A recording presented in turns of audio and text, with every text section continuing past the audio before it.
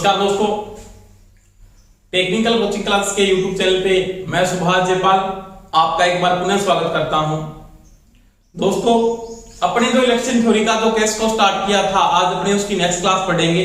Topic चल रहा था पॉलीफेज। किस फेज के बारे में टॉपिक चल रहा था? बहुफेज प्रणाली, बहुकला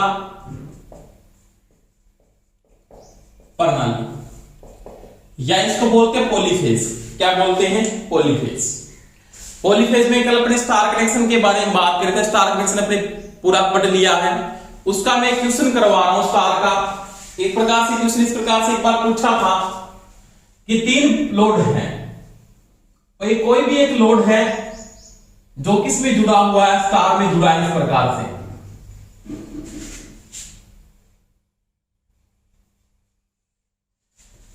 ये एक भार है जो स्टार कनेक्टेड है और प्रत्येक जो रेजिस्टेंस लगा हुआ है इसका मान कितने ओम है? 20 ओम है। इसका मान भी 20 ओम है, इसका मान भी 20 ओम है और इसका मान भी कितना है दोस्तों? 20 ओम है। प्रदाय में अपने जो सप्लाई दी जा रही है, ये आपने सप्लाई दे दी इसको, प्रदाय स्रोत के साथ इसको क्या कर दिया? जोड़ दिया।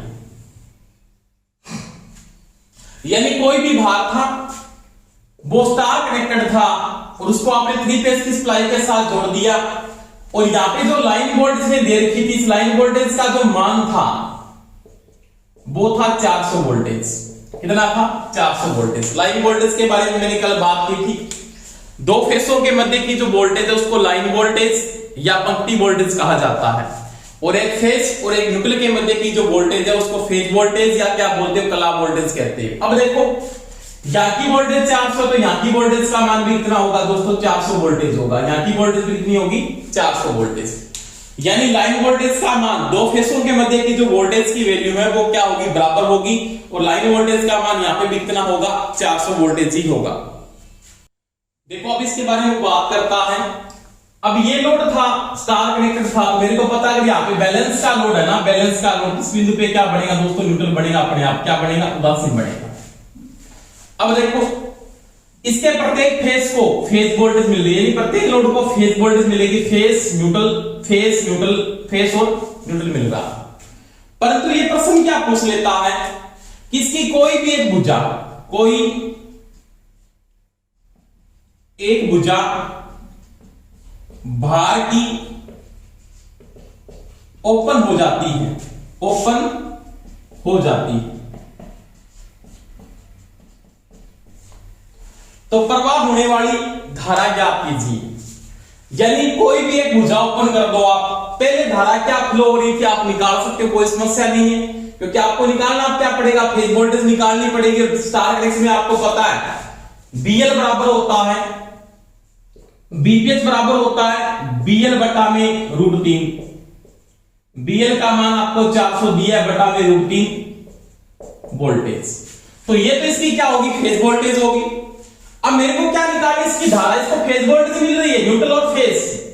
अब इसकी धारा उस समय क्या है? तो IPH का जो मान होगा वो क्या आएगा? IPH बराबर क्या हो जाएगा? BPH बटा R। इसका R मान ले लो, तो आपके पास BPH का मान कितना? BPH का मान आपके पास 400 बटा √3 इंटू में R का मान कितना दोस्तों? 20। ये कट जाएगा, ये 20 से कट जाएगा, तो 20 बटा में √3 एम्पीयर इसमें क्या हो रहा है? करंट फ्लो हो रहा है। तो IPH का जो मान है वो 20 बटा √3 है। अब देखो, अब प्रत्येक, जब ये लोड ओपन नहीं था, जब तक ये ओपन नहीं था, तो प्रत्येक जो रेजिस्टेंस है उसको 20 बटा √3 एम्पीयर क्या हो रहा था? करंट फ्लो हो रहा था। परंतु वो ये क्या कहता है? अब इसकी कोई भी एक भुजा ओपन हो जाती है, मान लीजिए कोई ओपन कर दो आपने, मान लीजिए इसको ओपन कर दिया, आप किस फेज की भुजा ओपन होगी? ये लोड ओपन हो जाता है, तो प्रवाह होने वाली धारा का मान ज्ञात कीजिए। तो दोस्तों, यहां पे पहली बात है, ये न्यूट्रल नहीं बनेगा, उदासीन नहीं बढ़ पाता, क्योंकि स्टार कनेक्शन की एक भुजा क्या होगी? ओपन होगी। इसका मतलब ये जो लोड है ये तीनों फेसों पे नहीं जुड़ा हुआ, 2 फेसों पे जुड़ा हुआ है। अब देखो, अब ये दोनों किस क्रम में जुड़ गए? श्रेणी क्रम में जुड़ गए। किस क्रम में जुड़ गए? श्रेणी क्रम में। अब अगर ये श्रेणी क्रम में जुड़ गए तो वोल्टेज कितनी मिलेगी? इनको 400 मिलेगी, इनको फेज वोल्टेज नहीं मिलेगी, क्योंकि अब इनको लाइन ही मिलेगी। क्या मिलेगी? लाइन ही मिलेगी। क्यों? 400 वोल्ट के दोनों किस क्रम में जुड़े हैं, श्रेणी क्रम में। तो अब धारा का जो मान होगा ना, तो वो क्या लिखोगे, I इक्वल टू V बटा में क्या होगा, R होगा। वोल्टेज कितनी मिल रही है 400, R का मान सीरीज में 20 प्लस 20 कितने होते हैं 40 बटा में लगा दो 40, धारा का मान आएगा 10 एम्पियर। अब इनमें जो करंट फ्लो होगा वो 10 एम्पियर फ्लो होगा। पहले कितना फ्लो हो रहा था प्रत्येक फेस में 20 बटा 3 एम्पियर।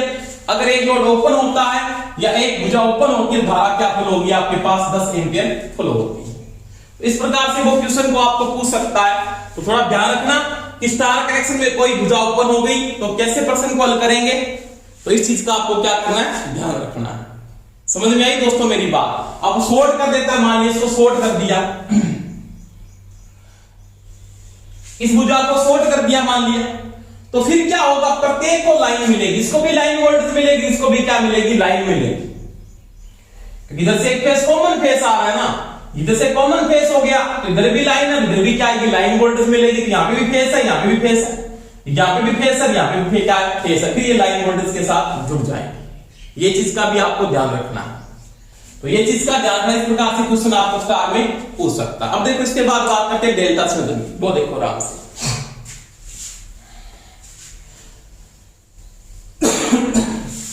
तो साफ अपने क्वेश्चन करते जाएं, कोई समस्या आ रही तो मेरे को कमेंट करके बताएं, सर ये हमारे समझ में नहीं आ रहा है, तो मैं उसको दोबारा रिपीट कर दूंगा, कोई समस्या है तो बता सकते हो।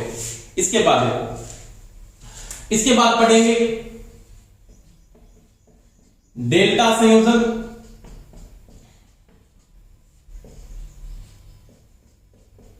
जिसको मेष का संयोजन भी कहते हैं, मेष का संयोजन। एक ही बात है, डेल्टा संयोजन पूछ सकता है या वो किसकी बात कर सकता है, मेष के संयोजन की बात करता है, तो दोनों में कोई डिफरेंस नहीं, एक ही बात है दोनों के बीच। तो ये आपके पास मेष का संयोजन क्या है या डेल्टा संयोजन क्या है, इसको त्रिकोण का संयोजन भी बोलते हैं, त्रिकोण का संयोजन। अब देखो आपके पास 3 फेस का कोई भी पर्दा है, उसमें 3 वाइंडिंगें होती है। जैसे मैंने बात की थी 3 फेस के पर्दा के अंदर आपके पास ये 3 वाइंडिंग है।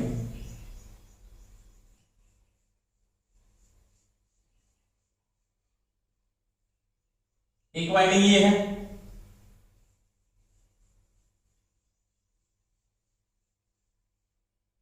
दूसरी वाइंडिंग ये है आपके पास,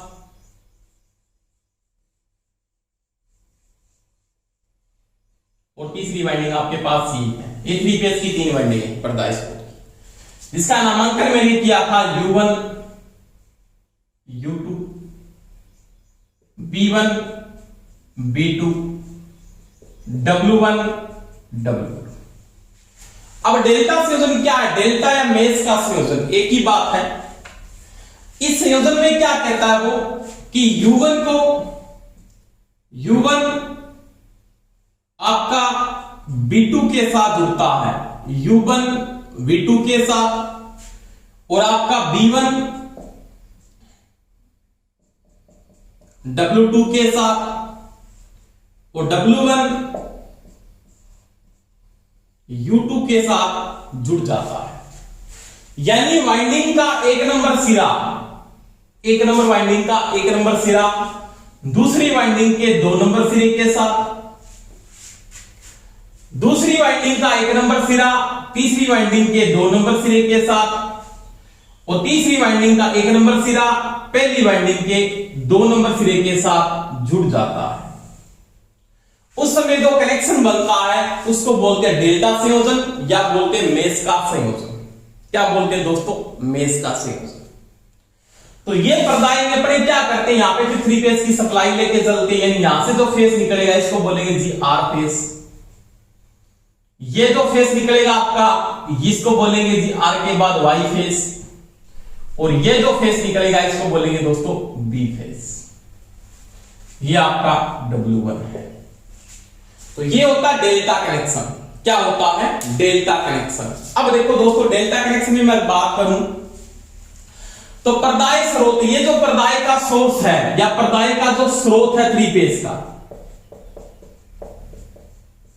पर्दाय स्रोत में आपकी प्रत्येक फेस की वाइंडिंग 2 वाइंडिंगों के 2 सिरे आपस में क्या हो रहे हैं, जुड़ रहे हैं। यानी एक फेस का ये वाइंडिंग का इसका सिरा भी इसके साथ जुड़ रहा है ना, यानी यहां पे वो क्या कहना चाहता है कि डेल्टा संयोजन के अंदर क्या होता है, प्रत्येक फेस को दो पर्दाएं प्रत्येक फेस जो निकल रहा है, ये प्रत्येक फेस आपका एक फेस ये है, एक फेस ये है और एक फेस ये है, पर्दाएं के दो फेसों के लाओं के साथ ये जुड़ा रहता है। यानी आपके पास क्या कहना चाहता है वो कि डेल्टा संयोजन में प्रत्येक फेस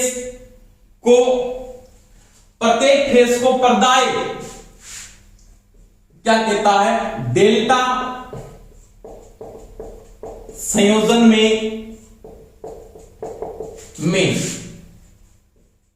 प्रत्येक कला पर्दाए स्रोत की दो लाइनों के साथ जुड़ता है। समझ में आई मेरी बात?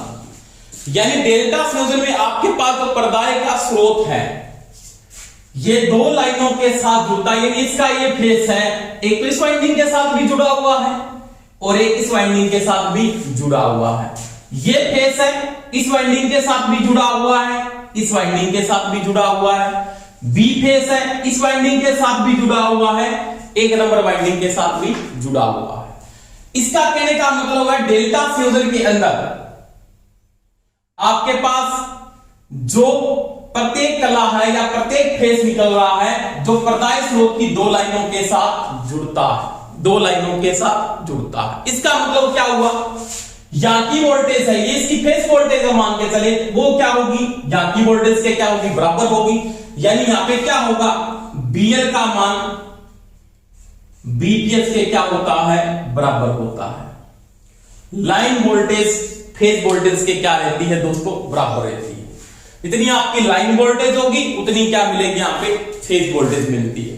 यानी लाइन वोल्टेज का मान होगा वो फेज वोल्टेज के क्या होगा, हमेशा ही बराबर होता है।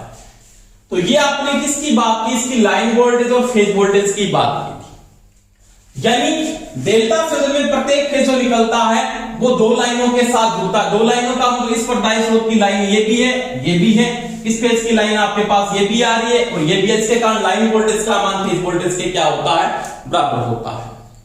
समझ में आई दोस्तों मेरी बात? इसके बाद देखो यहां पे मैं किसकी बात करूं, अगर मैं यहां पे धारा की बात करता हूं कि लाइन धारा और फेज धारा के बीच में क्या संबंध है, उसके बारे में अगर मैं बात करूं डेल्टा संयोजन के अंदर तो वो देखेंगे अपन, वो देखो आराम से।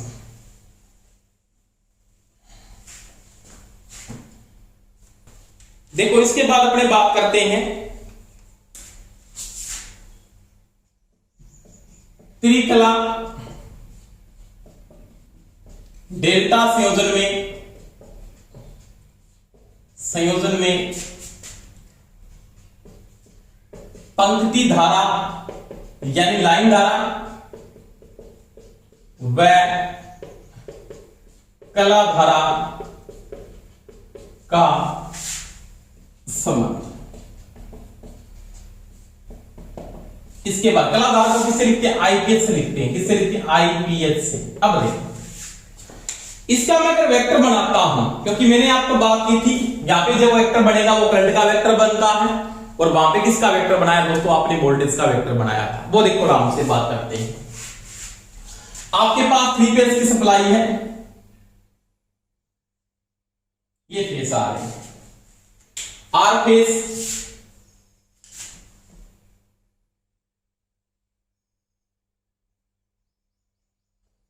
ये आई आर है, इसके 120 डिग्री डिफरेंस के साथ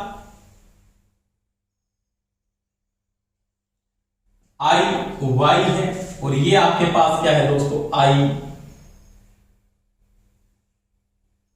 120 डिग्री फेज डिफरेंस के साथ ये क्या आपके पास आई बी है।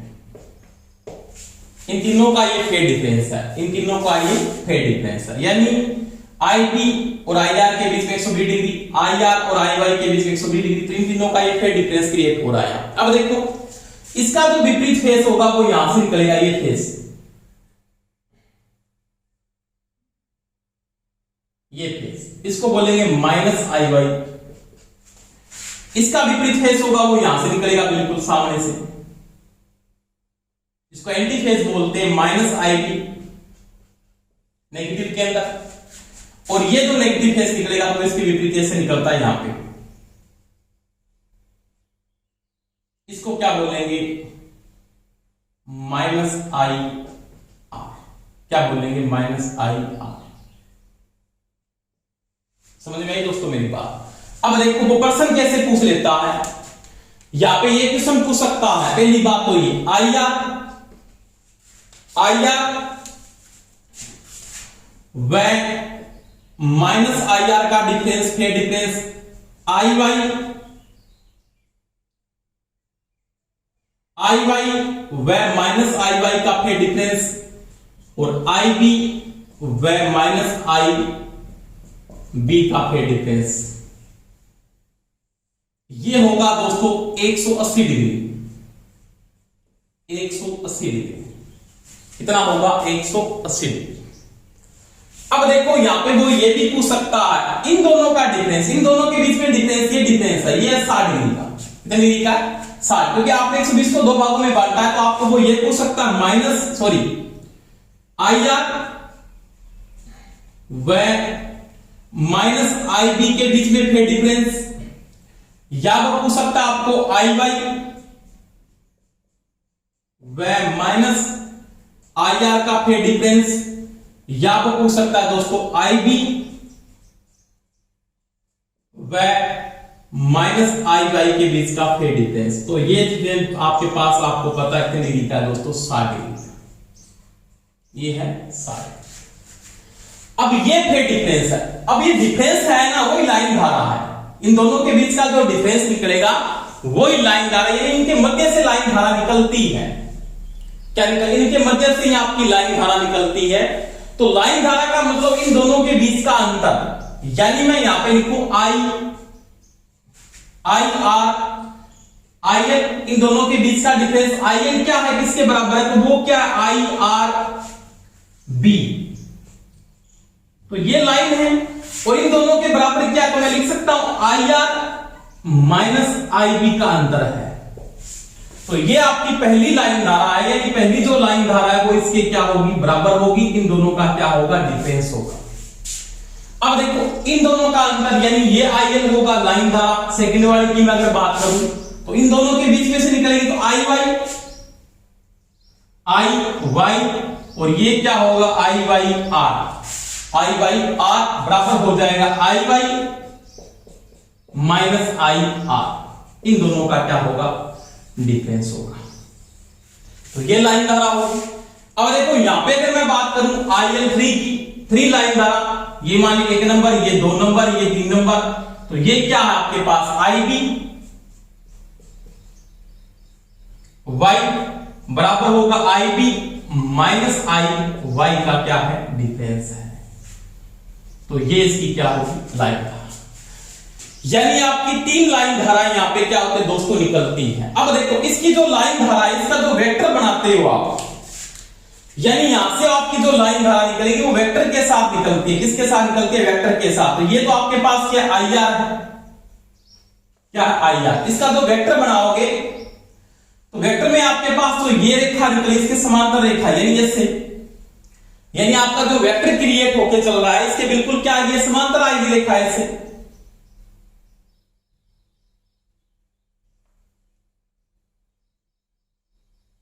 इस प्रकार से।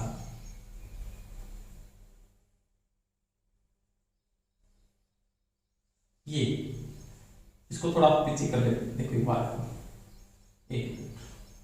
तो ये तो आपके पास क्या आई आर है, और ये आपके पास क्या है, माइनस आई बी है। इसका जो वेक्टर बढ़ेगा वो ऐसे वेक्टर बढ़ेगा, यहां से ये वेक्टर है इसका,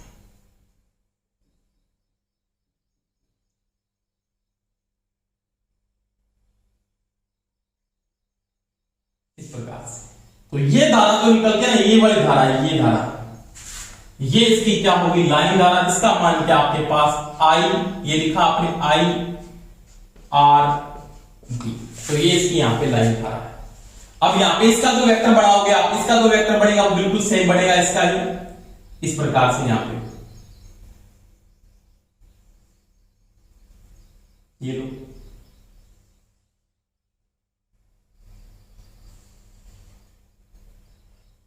ये धारा है, ये कौन सी है, आई वाई आर है, ये कौन सी है, आई वाई आर है। और यहां का इसका जो वेक्टर बढ़ेगा वो भी यहां पे सेम टू सेम ऐसे बढ़ेगा।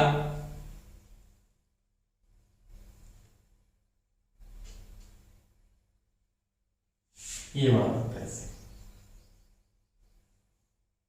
ये आपका कहलाएगा आई बी वाई। तो ये लाइन धाराओं का वेक्टर है, किसका है, लाइन धाराओं का वेक्टर है। यानी ये लाइन धाराओं का क्या बढ़ रहा है, वेक्टर बढ़ रहा है। इसको थोड़ा सा बड़ा बना लेते हैं। देखो ये आपका क्या था, माइनस आई बी,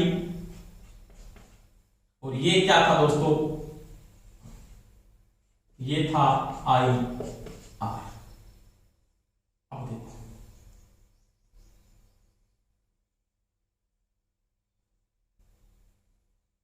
इसके बिल्कुल समान, तो ये लाइन धारा कौन सी होगी, I R B, I R B है।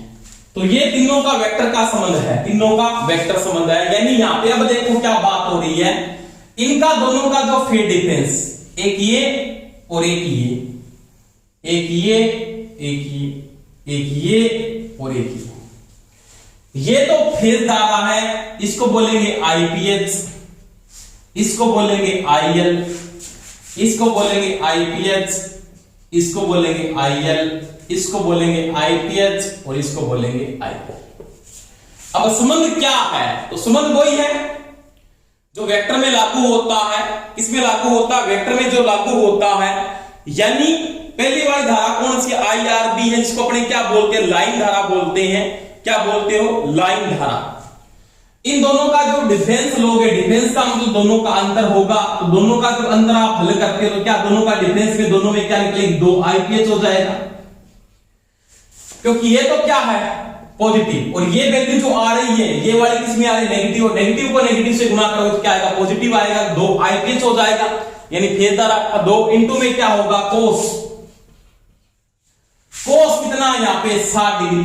ये कितना है, 60। 60 को 2 भागों में बांट रहा है, कोस 60/2, कोस 60/2। इसको जब आप हल करोगे तो क्या आ जाएगा, ये 2 आईपीएच इंटू कोस 60 का मान होता है √3 और बटा में क्या आ गया, 2। तो ये 2 से 2 कट जाएगा, तो आपके पास क्या हो जाएगा, √3 आईपीएच। यानी लाइन धारा फेज धारा की अनुरूप क्या होती है, 3 गुना। वो सभी में लागू होगा, चाहे इसका निकाल लो चाहे वेक्टर इसका निकाल लो। यानी यहां पे नॉर्मल सी बात होगी कि लाइन धारा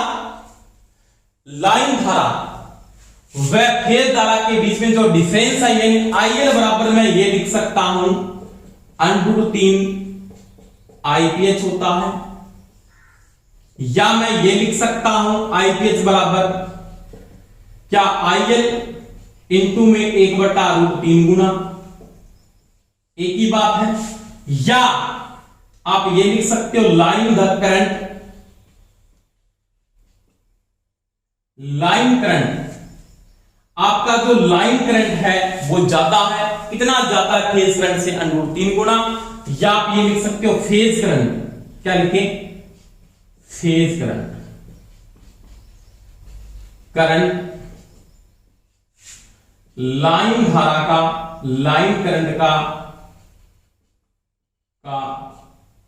57.7% या 58% होता है, 57.7% या 58% होता है। अब देखो, अब आपको यह पूछ लेता है कोई भी, यहां पे 2 कंडीशन आपको और पूछ सकता है, वो क्या, आई आर व आई आर बी के बीच में फेज डिफरेंस, या आपको पूछ सकता है यहां पे आई वाई व आई वाई आर के बीच में फेज डिफरेंस, या वो आपको यहां पे ये पूछ सकता है आई बी व आई बी वाई के बीच में फेज डिफरेंस। तो ये दोस्तों सभी को पता है कितने डिग्री का होगा, ये डिफरेंस आपके पास 30 डिग्री का है। कितने डिग्री का है, 30 डिग्री। ये 30 डिग्री का डिफरेंस है, ये भी 30 डिग्री का डिफरेंस है।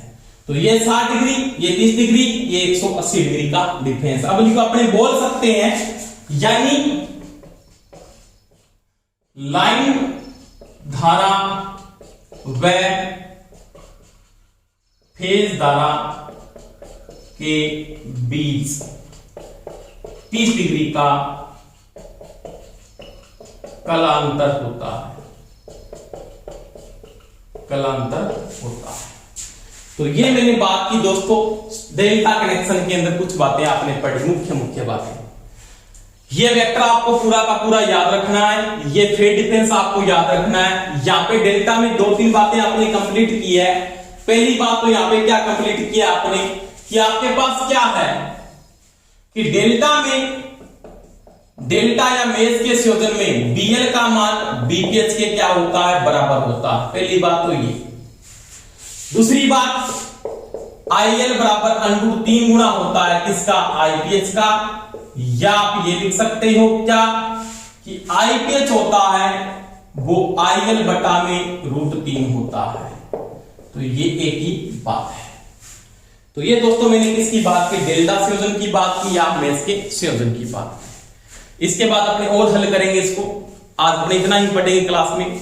तो सभी इसको साथ साथ में रिवाइज करें, क्लास के नोट्स बनाएं। कोई समस्या आ रही तो मेरे को कमेंट करके बताएं, सर ये समस्या आ रही है। तो ये पूरा कॉन्सेप्ट फेज डिफरेंस आपको कंप्लीट करना है। किसके बीच में कितना फेज डिफरेंस आपको पूछ सकता है, मैंने पूरा डिटेल से यहाँ पे लिख दिया है। पूरा आपको मेष का संयोजन मैंने यहाँ पे पूरा का पूरा आपको समझा दिया है। धन्यवाद दोस्तों। क्लास आपको अच्छी लगी हो तो सभी लाइक जरूर करें और शेयर भी करें, और जिन्होंने चैनल को सब्सक्राइब नहीं किया वो सभी सब्सक्राइब जरूर कर लें, और सभी शेयर जरूर किया करो। सभी अपने साथ स्टूडेंट को शेयर करो, तभी सभी को फायदा मिल सके।